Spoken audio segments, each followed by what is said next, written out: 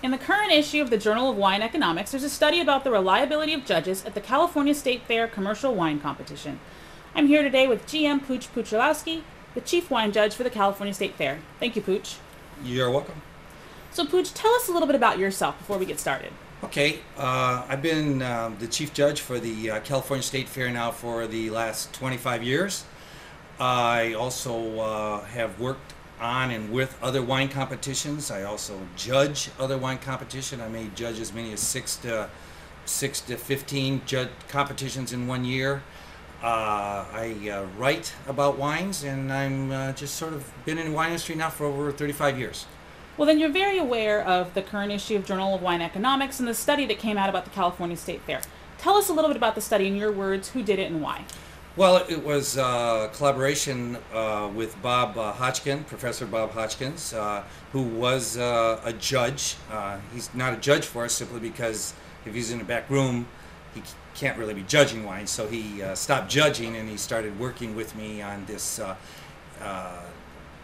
proposal, I shall call it, this working document to find the best judges possible. So, obviously, the State Fair and you knew about the study. Tell me about how that came about and if they supported it or not. Oh, the State Fair is behind it all the time. I mean, I asked for it. I wanted to come up with a way of looking at judges and looking at the system we use for judging judges. I mean, I can't look at you and tell whether you're a good judge or not simply by looking at you or watching you even taste wines. And even if we taste the wines together, you're going to find things that I don't find. So there really was no way of doing it, and I wanted something a little bit more substantial to sort of make sure that we've got the right judges, the best judges we possibly can. And I wanted to make sure that the system, the way we were judging the wines, was the best system we could possibly have. So tell me, how do you feel about the results? Well, it's kind of a mixed feeling. I mean, I'm happy that we did it. I'm very happy we did it. I'm not as happy about the results as I would like to be, but you know what? This is why I'm doing it. Before this, I had no way of knowing whether the judges were good, bad, if the systems we were using were indifferent or good or excellent, because no competition's ever done anything like this. So this is the first time we've had a study to find out the way we're judging, is it good? Are the judges good? We didn't know. And so now we have a base. So I'm extremely happy about that because now we can go forward. Now we can determine, all right, here's our base. What if we change this? What if we move that? What if we put this over here and move it? Now we know where we're going. So you mentioned this is a 4-year study, and you're the first ones to do this ever. How do you think that's going to impact the industry? Well, it's actually been longer than 4 years. Bob and I have been working on this now 6 or 7 years, okay? Because we have done little test groups. We've had, we've taken a couple panels of judges and we've tested them just to see the process, to see how it would work. And 4 years, and I don't even think we're close to coming up with an answer at this point. And, perhaps we released the information a little too early, but, we did, and I'm happy that we did, so we can now go forward with it. So how do you think this is going to impact the State Fair competition going forward? I think it's going to make for a better competition. I mean, I'm able to now do things and have a way of tracking if what we did was positive or negative for the wines. And after all, that's what I'm trying to do, is I'm trying to get a way to test wines, to judge wines. This is very subjective.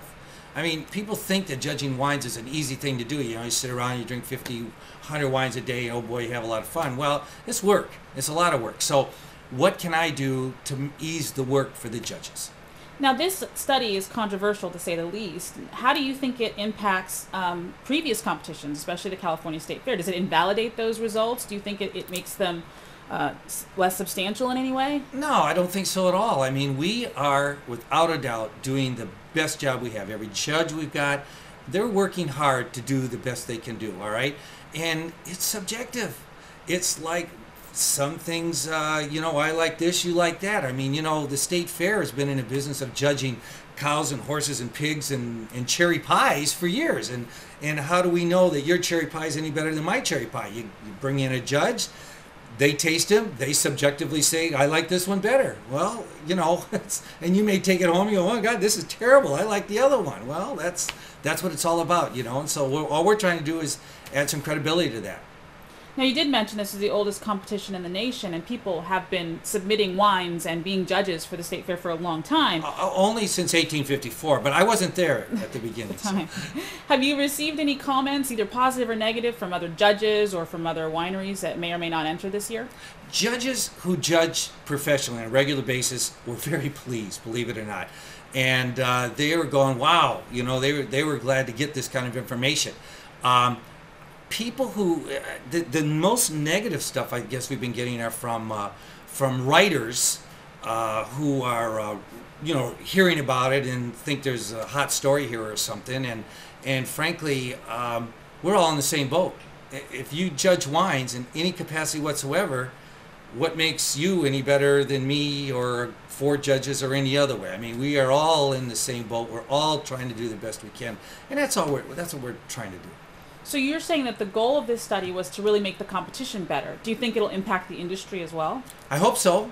I hope it will impact it in a very positive direction. I mean, you know, you get somebody like I don't know, some kind of a wine writer out there. I don't need to mention any names, and they profess that this is the best wine in the world, and then there's a group of people that follow behind him, and they buy that wine, and there are sales, and therefore everybody's happy about this writer and what they said about the wines. And if the guy says something bad, then people don't buy their wines. Okay, well, that's all we're doing at the state fair. We're hiring a bunch of judges. We are up to like 68 judges that we're using, and we're putting 4 of them on a panel. And we're asking them to evaluate the wines as best they can, and then come together as a group to say, do you like it, not like it, do you want to give it a medal or not medal, for the consumer. And it's up to the consumer to take the bottle home and say, well, I like it or I don't like it. It's all up to the individual. It's all up to us eventually. Well, let's talk about the consumers for a second, because ultimately all these wines go to market. They're available for sale. From a consumer standpoint, what do you recommend for consumers who aren't really sure now whether to trust the judges or the winners or the results? What do you tell them? I don't think consumers are any worse or better than they were before. Hopefully we're going to get them better as we continue with it. But you know, consumers who... First of all, consumers don't need a wine competition. They don't need wine writers. They don't need anybody writing about telling them what wines. You go to the store, you buy a bottle of wine, you take it home, you drink it. You like it or you don't like it. It's that simple. What we always have tried to do at the state fair is to say, well, these labels on these bottles here, you might want to try it. And if you try it and you like it, then buy it, okay? And if you don't like it, then don't buy it. But it's a way of just helping the consumers. This is the state of California. We are attempting to say to consumers, in our judging, we found these wines worked really well. People really liked them. The judges really liked them. So you as a consumer may like them also. So hopefully, I really believe this. After 25 years, I think we're getting better at this, you know, of judging the wines. So with that in mind, if people do want to come and judge for themselves, when can they do that? How can they do that? Well, there's a couple ways. I mean, we produce a booklet that has all the award winners in it. They could get one of those booklets. They could go online and get the listing of the award-winning wines, or if they're in Northern California, they will possibly find the wines on the shelves with stickers on them that say that's the best way of going. So there's any number of ways for consumers. They can go to a winery and a tasting room, and I'm sure they'll have their plaques up on the wall and say this wine at gold or something at the state fair. And the California State Fair hosts a wine tasting event as well that kind of highlights the award-winning wines. Do you recommend that just anybody go there? Or well, there's 2 places. At the State Fair itself, you could come and taste the wines, and also at the California Grape and Gourmet. At the California Grape and Gourmet, it's a one-day event where we do a press conference, and we have some 300 wineries pouring only their best wine. You don't even have to know if you like the wine. You just close your eyes, stick your wine glass out, and you're going to get an award-winning wine. So it's kind of hard to find a bad wine there. I mean, most of the wines are pretty darn good. Well, that's really going to be the test too with that event, because you also announced the winners of the 2009 competition, right? So you'll know, how the response has been in the industry. Are you expecting additional discussion about this? I don't know. I'm sort of like going ahead doing my business. I mean, we're going to repeat the study. We're going to make changes based on some of this stuff. I mean, we were doing somewhere between 90 and 100 wines per judge per day, and I'm going to try and lower that to 75 to 80 wines per day to see if we can get a little difference there. Bob and I have talked about some other techniques that we can use, change things around a little bit. So we'll be kind of seeing how we can make a better competition, better result. Well, Pooch, thank you for your time. And thank you. You're welcome.